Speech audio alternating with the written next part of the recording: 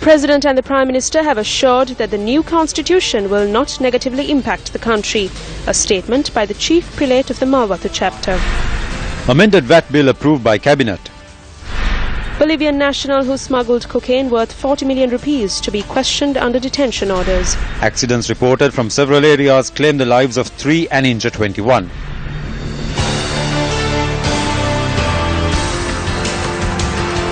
Hello there, very good evening and welcome to your Primetime News Bulletin. I'm Shane Silva. And I'm Nicola De Souza. We start with a look at your top story.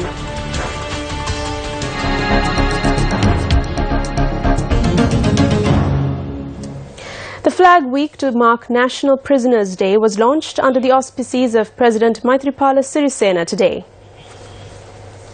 The Prisoners Welfare Association organizes this event annually to raise funds for the welfare of inmates and their families. The chairman of the Prisoners Welfare Association, P.A. Kiriwandeniya, pinned the first flag on President Maithripala Sirisena inaugurating the Flag Week. The Chief Prelate of the Malwathu chapter, the most venerable Tibatuave Sri Sumangala Thero, says that both the President and the Prime Minister had assured that there will be no negative impact on the country through the proposed new constitution. Leader of the National Freedom Front, Vimal Veeravansa, called on the Chief Prelates today to explain his stance on the proposed new constitution.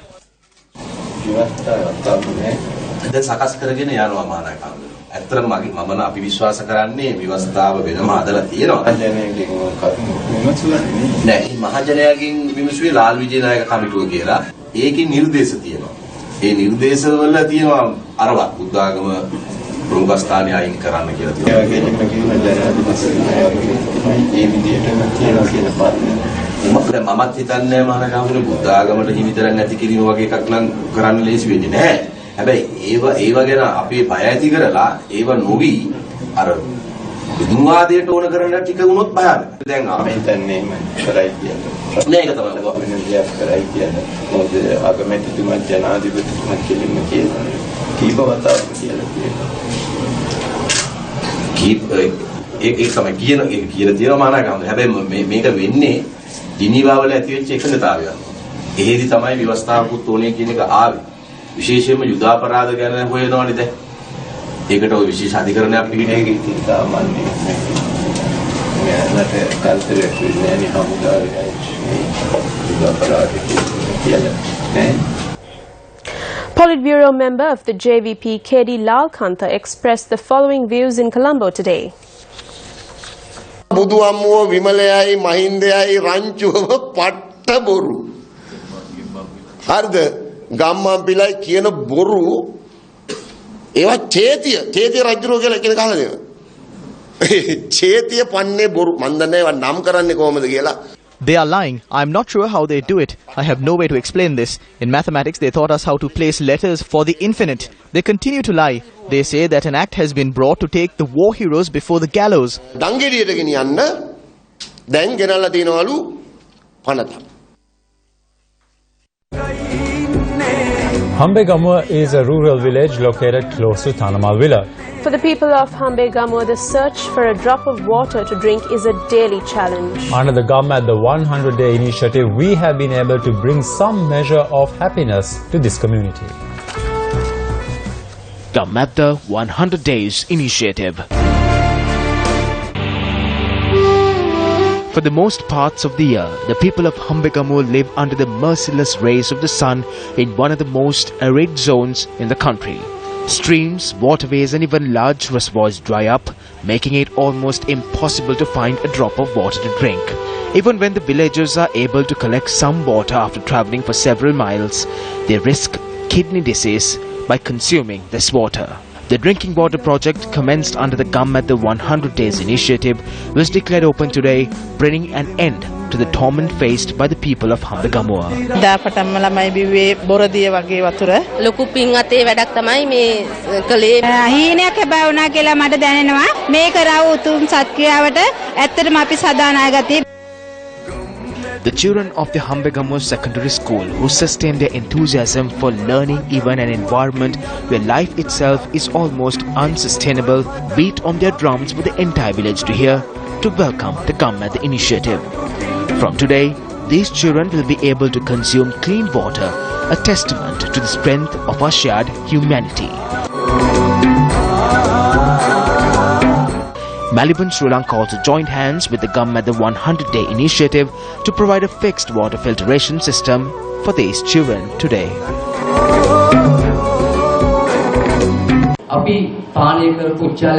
I can still remember the water we used to drink. We used to collect it into our hands and wait for the particles to settle before drinking it. Today, together with the News1st come at the initiative, we are able to provide clean, filtered water. We promised you that we would provide clean drinking water by the time the school term gets underway. Today, we are able to fulfill this promise and hand over this project to you. I wish to make a pledge at this instance that we hope to effect another water filtration system here to resolve the drinking water shortage faced by the school children. Melbourne Milk hopes to partner with the Citizen Network beyond the 100 days program too. Dairy cows rescued from slaughter were gifted to the impoverished parents at this event.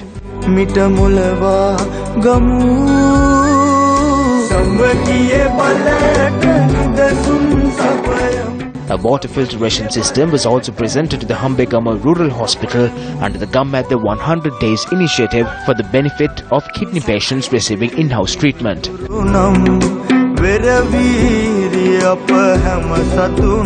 Several such community welfare projects will be completed in the coming days under the Gammat the 100 Days initiative.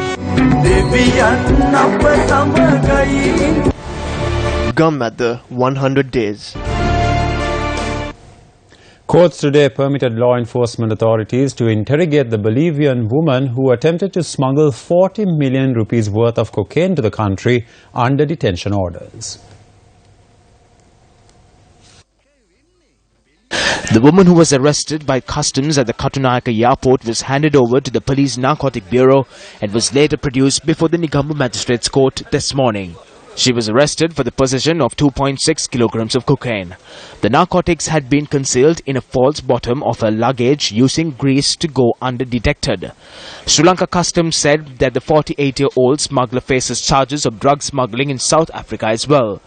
Investigations have revealed that the suspect had flown from Brazil to India via Ethiopia and had attempted to enter Sri Lanka. ප්‍රථම අවස්ථාවකදී පිලිපීන ජාතික කාන්තාවක් සහ වෙනිසුලානු ජාතික කාන්තාවක්.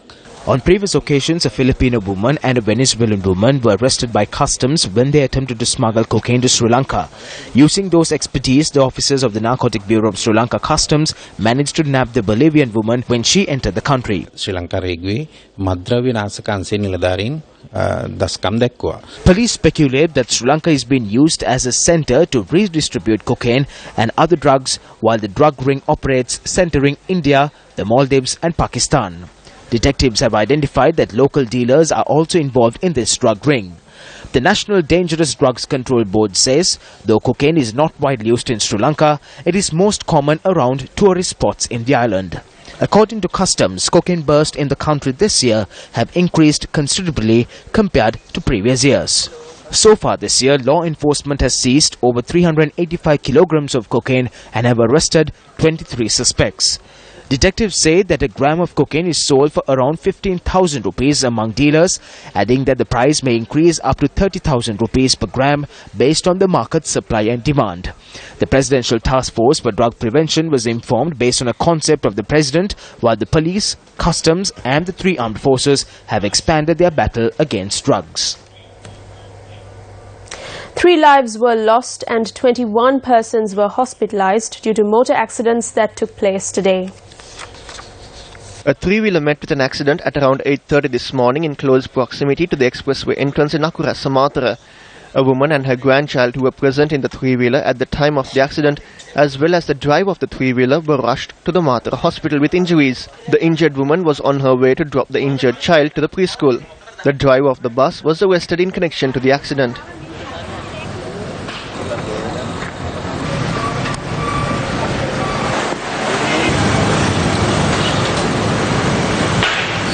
A woman died after a motorcycle crashed onto a lorry at the 4th mile post on the Mankulam Mallavi road. The woman riding the motorcycle had been taking her child to school when she crashed onto a lorry that was parked. the 36-year-old woman died while her 13-year-old child was admitted to the Vaunia hospital. 2 people died when a van met with an accident in Kelimune, Kurunagala. The van plying from Variapola to Kurunagala had knocked down a 65-year-old woman and crashed onto a nearby tree. The woman died on the spot, while a 70-year-old man who was in the van succumbed thereafter. A correspondent said that the driver of the van was admitted to the Variapola Regional Hospital for treatment. A Sri Lanka Transport Board bus plying from Trincomalee to Jaffna veered off the road at around 5 this morning in the Kenya area on the Trincomalee-Anuradhapura main road. 12 persons were admitted to the Trincomalee Hospital for treatment. 3 persons were hospitalized in an accident that took place in Thamalagamu on the Colombo-Kenya main road. A group on an excursion from Kandy to Trincomalee had met with this accident, and the injured were admitted to the Trincomalee General Hospital.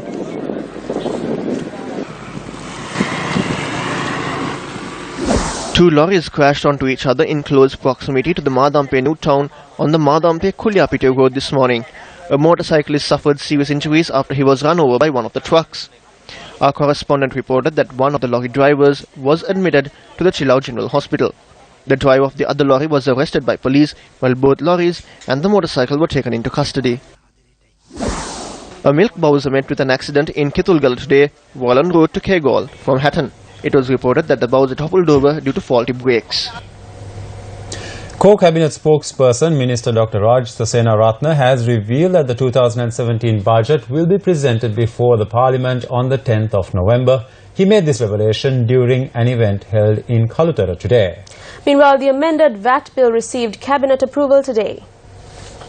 The Finance Minister said that the bill was presented when the Cabinet convened this morning. Finance Minister Ravi Karunanayake said that the bill was presented together with the Prime Minister. At the media briefing, a clarification was sought from the Secretary to the Ministry of Industry and Commerce on whether the changes in VAT would have a bearing on essential commodities that the government had set maximum retail prices for. Not yet, because actually these consumer goods were VAT free. So what I feel is that there won't be any impact. Earlier the VAT was imposed on bulk and retail sales that generated profits of over 12 million rupees. It is reported that the amended VAT bill has suggested it to be made 50 million rupees. Are you saying the changes will not have any effect on this as well? No, we are focused on regulatory prices, but vendors sell all kinds of goods. Understand? Not only these goods, they sell so many other varieties of goods. Then the VAT will affect those goods. Irrespective of how these vendors pay the VAT, these commodities needs to be sold at these prices. Actually, essential food items have been exempt from VAT. Usually the prices of persons who pay VAT will be higher and the prices of these persons who don't will be lower. There is an issue like that in the market. Definitely they will impose it on the consumers as a work tax. It is unavoidable. That's how it happens anywhere. Meanwhile, this issue was taken up at several opposition media briefings held today. The revenue from VAT was 275 billion. In 2015, this number reduced by 55 billion to 220 billion. 11.2 million cigarettes are produced every day. That amounts to 4,100 million per annum. Instead of imposing taxes on small-time retailers, traders who travel from door to door and from fair to fair, and people with small shops, instead of changing the manufacturing special provisions tax, a special commodities levy can be imposed effective immediately. If a 20 rupees special commodities levy is imposed per cigarette, revenue for 1 year will amount to 82 billion rupees. You do not need to ask how we should increase our revenue. There are plenty of easy avenues.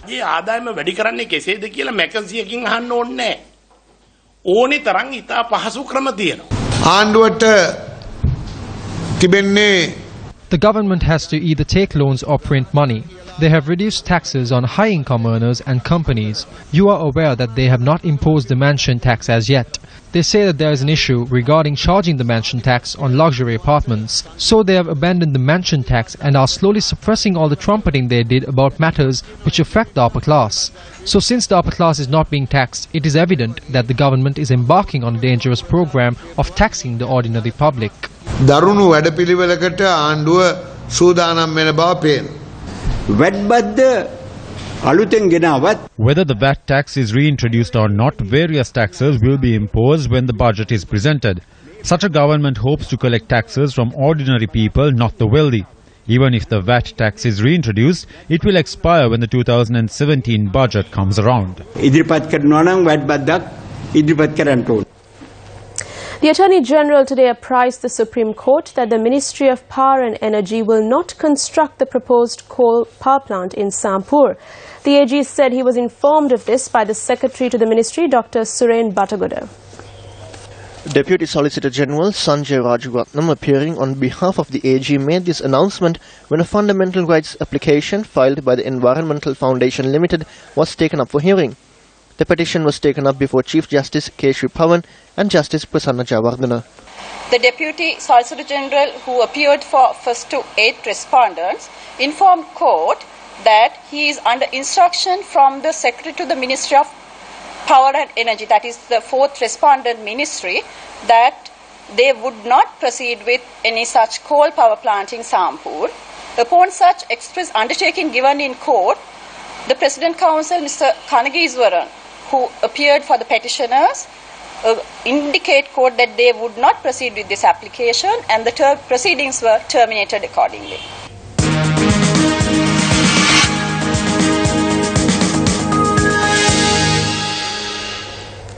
Accusations are rife of problems that have arisen due to weaknesses in the demarcation of ministerial portfolios. Newsfirst inquires into such issues in the Ministry of Education.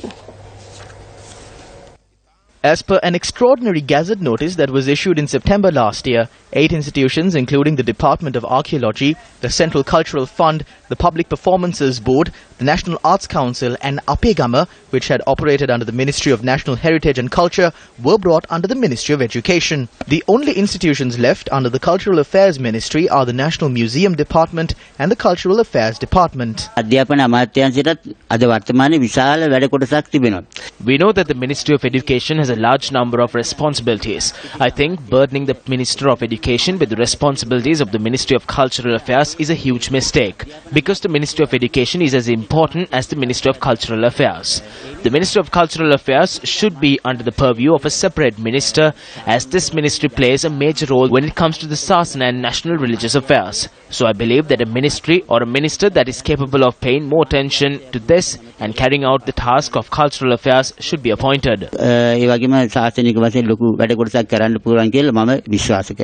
Issues that have cropped up due to the delegation of ministries have been highlighted on numerous occasions. The protest of artists citing the failure to provide state sponsorship for the National Theatre Festival held on the 1st of July is a prime example.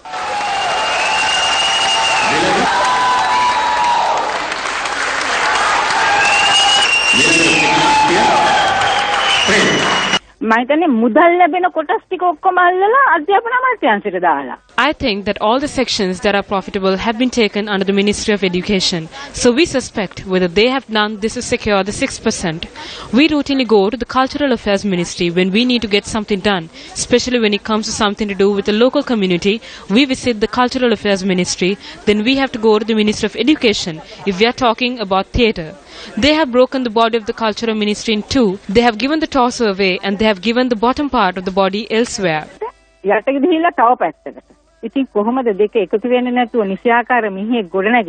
කිසිම අවශ්‍යතාවයක් පිට රටේ සංවර්ධනයට මේ These ministerial portfolios have been created in a nonsensical way and do not contribute to the development we want for the country in any way.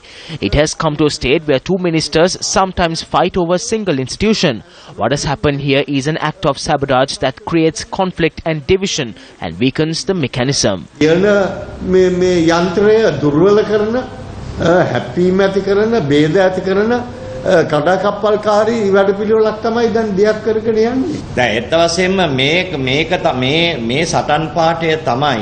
This slogan is the same slogan that was used during the latter stages of Mahinda Rajapaksa's government, that there were too many ministries. What I wish to ask is this: no matter how many are appointed, is the country functioning effectively? In truth, what is happening here is an entirely different program. මේ ඇත්ත වශයෙන්ම මේ ගෙනියන්නේ වෙන වැඩපිළිවෙලක් මේ යන්නේ.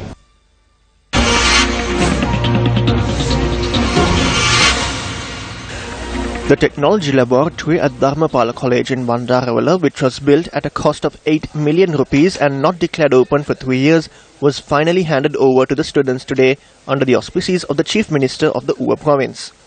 Students at the 127-year-old Dharmapala College, which also incidentally produced the best performance in the technology stream at the GCE advanced levels last year, may have to overcome certain difficulties in accessing the technology laboratory. This is because while Dharmapala College is located in Bandarawala, the technology laboratory has been built 1.5 kilometers away at the Dharmapala College junior section in Kabilawala North, which only served grades 6, 7 and 8. Yesterday, Action TV exposed the manner in which these premises became the junior section of Dharmapala College in 2011, the subsequent change of power in the provincial council, and the issues surrounding the establishment of a primary section with no shared identity. The primary section, which used to function on these premises, was dismantled when Dharmapala College was selected for the 1000 secondary schools program in 2011, and grades 6, 7 and 8 of Dharmapala College were brought to these premises to justify the construction of the technology laboratory. However, it is astounding that officials at the Uva Province Education Department have failed to comprehend that students from grade 9 to 13 at Dharmapala College have to leave their classrooms and travel 1.5 kilometers if they are to make use of the technology laboratory. The separate primary section established within these premises, which has no shared identity 4 years after the dismantling of the original primary school, shows the scale of the vision of education authorities. The administrative and operational mess at Dharmapala College can only be equated to the delegation of ministerial portfolios in the Uva Provincial Council, where it is impossible to identify a ruling party and an opposition. It does not appear that the Chief Minister, who is also the subject minister, possesses any solution to the pressing issue facing Dharmapala College. The science laboratory or whatever else should have been initiated earlier for these students. These are the same officials that existed when this was initiated. They should have thought about this. I will look into whether anyone entered the premises without authorization and collected information. Later, there is a task that we have to undertake with regard to this at the Ministry of Education, and we will do this later. In a climate where highlighting errors is considered a far more grievous problem than rectifying these errors, it is conceivable that the issues facing Dharmapala College will be resolved. Action TV will remain vigilant.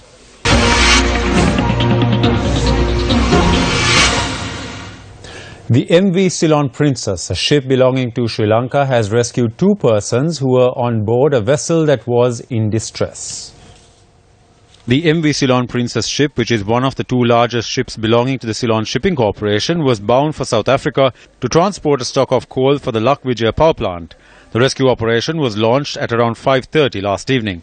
The ship had rescued the 2 persons while it was sailing in close proximity to Mauritius. The Ceylon Shipping Corporation stated that the ship was informed by the Mauritius Coast Guard about a vessel in distress which was sailing 6.5 miles away from the ship. The crew aboard the MV Ceylon Princess, who took quick measures, were able to rescue the persons aboard at around 6:45 last evening. The Ceylon Shipping Corporation stated that the officials of the Mauritius Coast Guard reached the MV Ceylon Princess ship at 9 last night.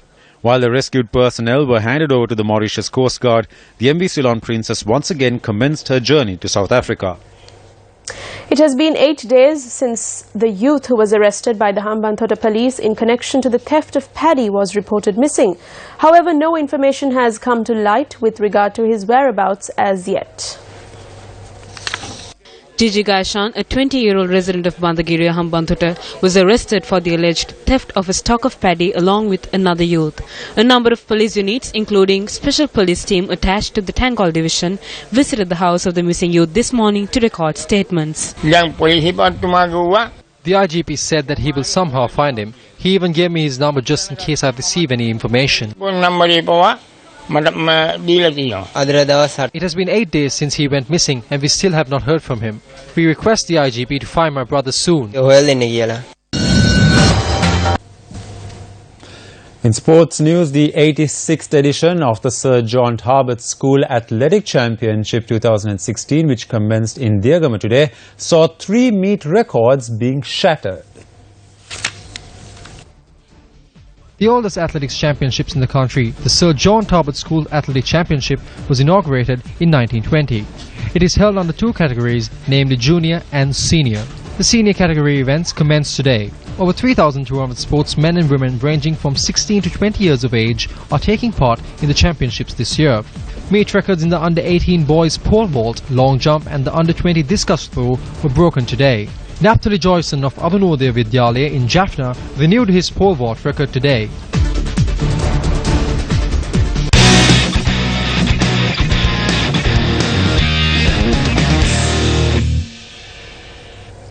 The Met Department says that fairly strong winds up to 50 kilometers per hour is expected over the southern half of the island. Several spells of light showers will occur in the western, northwestern, Sabaragamuwa and central provinces and in the Galle and Mathura districts. We leave you tonight with the weather forecast for the next 24 hours. For the News First team, I'm Nicola D'Souza. And I'm Shane Silva. Take care and good night.